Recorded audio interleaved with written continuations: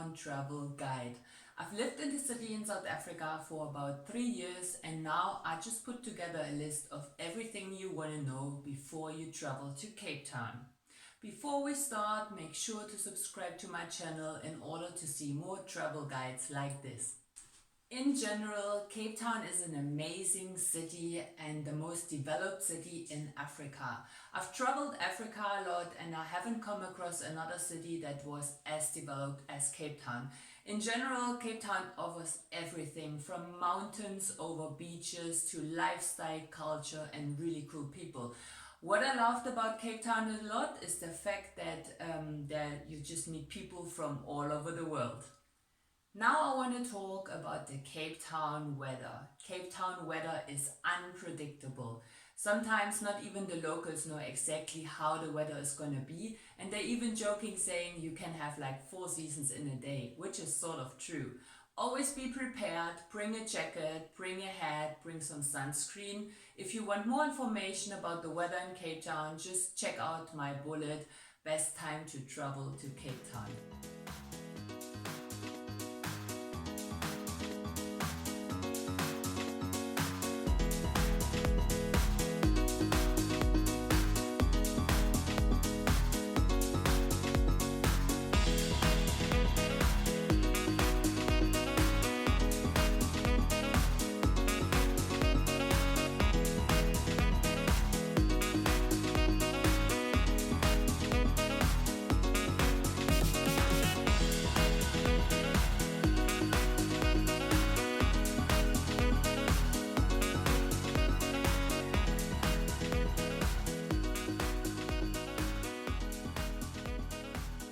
Already saw some pictures of my favorite beaches in and around Cape Town.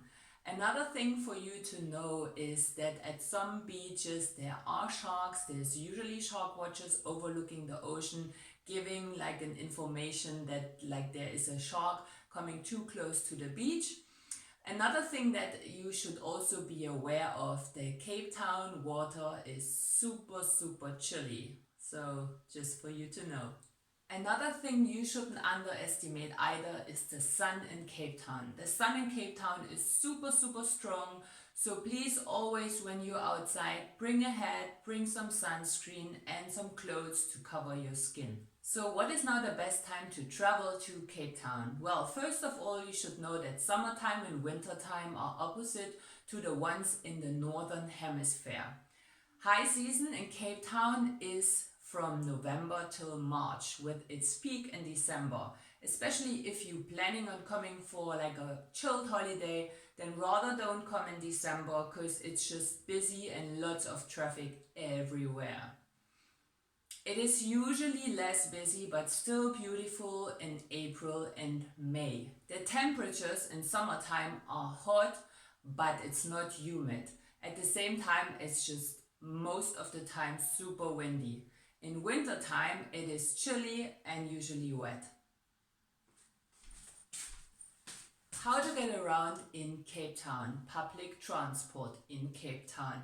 Well, there is different options and I'm just listing my favorite ones. There is, for instance, the local minibuses. There are ride apps like Uber and Bolt. Bolt used to be Taxify. Another option is My City Bus. It's a bus going around in the whole city center, and also outside the city center. You get a card, you upload some money and off you go. Of course, you can also hire a car, and what is also a really good option of getting around in Cape Town is the hop-on, hop-off bus, the sightseeing bus. How to get from the airport to city center? Well, the airport is a bit outside of the city. It's about 20 minutes, like a 20 minutes ride. And there's my favorite options, the ride apps, Uber and Bolt, for instance. Or you can also use My City Bus. Even if you don't have a card where you need to upload money, they even sell a single ride to city center at the station. So these are the best options for you to get from the airport to city center. Now I want to talk about the safety in Cape Town. Cape Town is relatively safe. Most of the crime you hear about happens in the townships. It doesn't happen in the city itself. I've lived in the city for about 3 years. Unfortunately, I had my backpack stolen once. At the same time, I want to point out my friend, she stays in Switzerland. She also got mugged in Switzerland one night. So it is like basically everywhere in the world. You need to be vigilant and you need to use common sense. However, in Cape Town, especially in high season, there is many people unfortunately trying to take chances. There is, for instance, pickpocketing going on in Long Street, and there's many beggars in towns coming up with different stories of what they need the money for. I just put together a list of my safety advice for you in Cape Town. When it comes to beggars and street kids, my advice: don't give money, rather give food or donate money to a registered charity organization. Don't walk at night, even if you're in a group of 2 or 3 people, rather take ride apps like Uber and Bolt. Also, ask in the place you're staying where it is safe to go and where not to, because locals know their city best. In general, I also recommend, if you're not aware of your surrounding, take ride apps like Uber and Bolt. Also, please always have an eye on your belongings and leave important stuff like documents, passport at home, or like in the safe place in the place you're staying. Another advice I would like to give to you is to not to display valuables like expensive phones or cameras.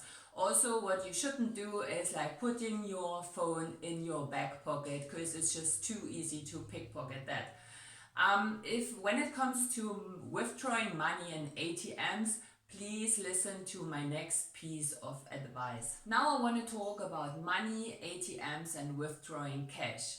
ATMs you can find at banks like Standard Bank, Absa, Netbank and FNB. All of them, they of course also assist you with cash exchange. Credit and debit cards, most of them are accepted by bars, restaurants and also hotels. When it comes to withdrawing money at an ATM, please don't let strangers start talking to you at the ATM. If that happens to you, just rather leave the ATM and go to another one. Also, ATM wise, just rather use ATMs that are inside a building or a shopping center instead of on the street. And then another advice that I would like you to consider is, please don't carry large sums of cash with you. What happened to me in summertime in 2018 and 2019 in Cape Town is load shedding. These are unexpected power outages. Many of the tourists I've met, or most of the tourists I've met, they weren't aware of that, which means like the electricity is going to be switched off for 2.5 hours. So there is a schedule telling you when electricity is going to be switched off. It can literally happen twice or even 3 times a day. So just be aware, you've heard of it, I've now told you, but it can happen. Just to add one more thing, most of the bars, hotels and restaurants, they do have generators by now, so it might not even affect you. Now I want to talk about the water crisis in Cape Town. You may have heard of it, like of the water crisis that had its peak in 2017 and 2018. Rains have filled up the dams, so it has gotten better. However, saving water is still present all over Cape Town, so just be conscious with water while you're visiting Cape Town. Activities in Cape Town, things to do in Cape Town. There is so much to do. Here you see a few examples.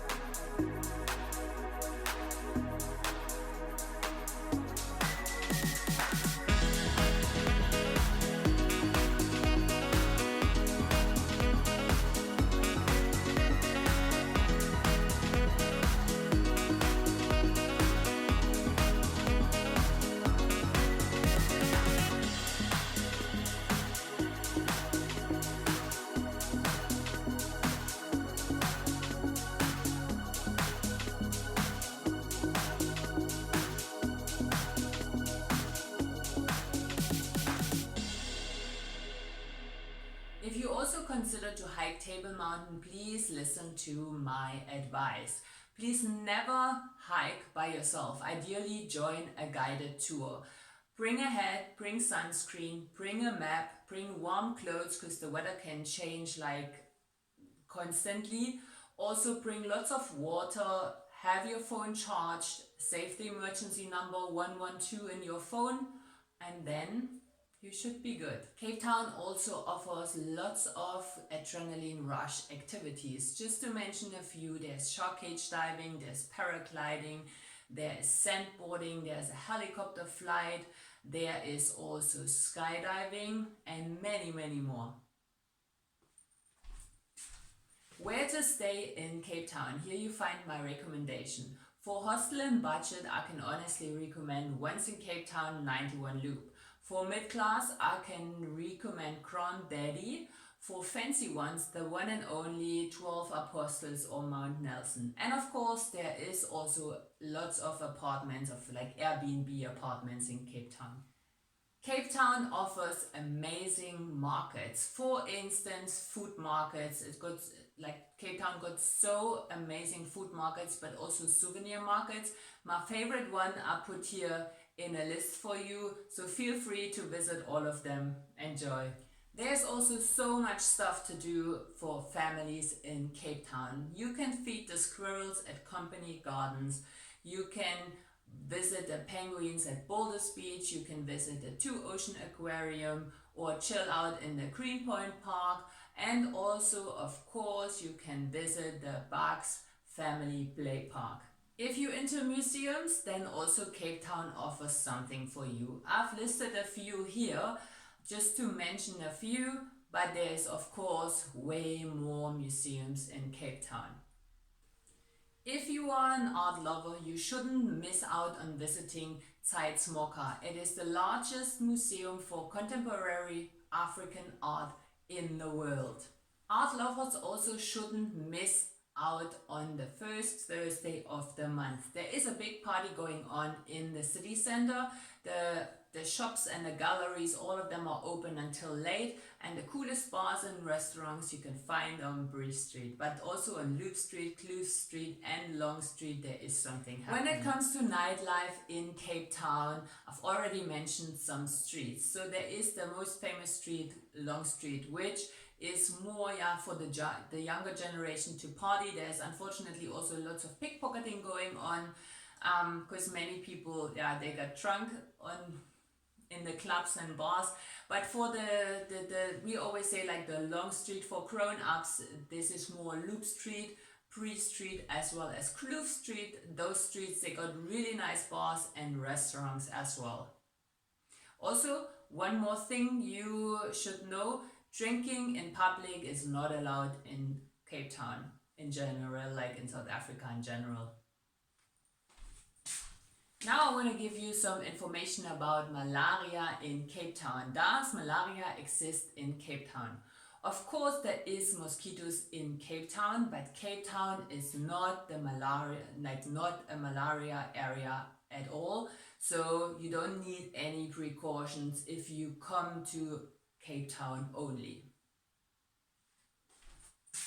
My favorite parks in Cape Town, you're gonna see here now.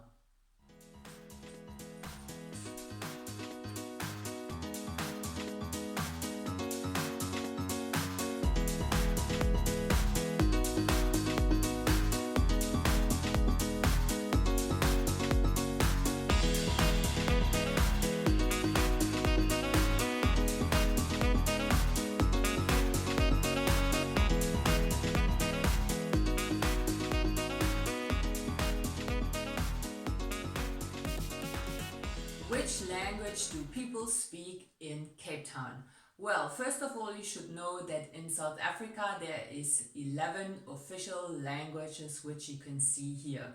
There is isiZulu, isiXhosa and Afrikaans, like the most spoken languages in South Africa. In Cape Town though, like everyone understands and speaks English. So you don't need to be afraid coming to Cape Town and no one is going to understand you. As long as you speak English, even though some, like if you speak German, some might also, like some also understand you, but like with English, you're definitely good in Cape Town. Last but not least, I want to give some information on tipping and car guides. Like people working in bars and restaurants in South Africa, they don't earn a lot, so they are depending on tips, and you should give at least 10%.